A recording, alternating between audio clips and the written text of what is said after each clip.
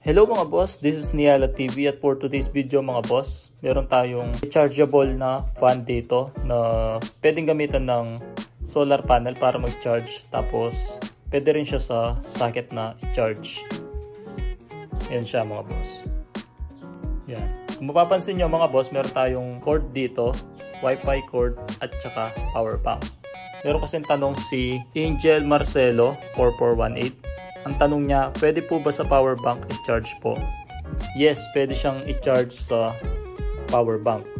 Halimbawa man is mawalan ng power, tapos lobat na yung fan nyo, kasi ito ay 4 to 5 hours na pwede gamitin kung naka number 1. Tapos kung naka number 2, aabot lang siya ng mga 2 to 3 hours. Yan, ganyan siya kalakas kapag number 2. Kapag number 1, yan naman yung lakas niya. Sapat lang yung kanyang hangin. Yung binubuga ng kanyang hangin. Sapat naman. Ayan. Ngayon, itetesting natin mga boss itong kanyang Wi-Fi cord or Wi-Fi connector to power bank. Meron lang tape to mga boss kasi nabukado eh. 50 pesos lang to sa Shopee. Iwan ko na lang yung link sa description. Mas matibay yun yung iniwan kong link dun sa description at sa comment section. Check nyo na lang, nasa 70 plus lang yun, free shipping na rin siya. Tapos gagamit tayo ng power bank. Ito yung aking power bank. Tapos i-try natin siyang i-charge, no? Kasi ito ginagamit namin to dito sa bahay kapag wala naman power. Ito kasi yung aming modem ng aming wifi.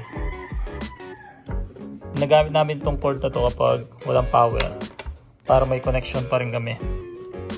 Yan, para gumana pa rin yung kanyang internet. So, gutil lang to, tapos ito lang yung lalagay, tapos power bank. So, makakagamit pa rin kami ng internet. So, ngayon sa video na to, papakita ko sa inyo, i-demo ko kung paano siya gamitin. So, easy lang naman mga boss. Alisin ko muna yung pagkaka-roll niya.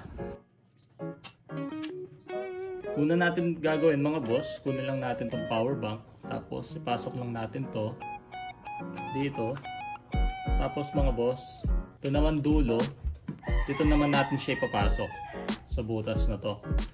So ganun din sa solar panel nya, no? Dito rin pinapasok yung sa pinaka-cord dun sa solar panel. So ito naman yung gagamitin natin.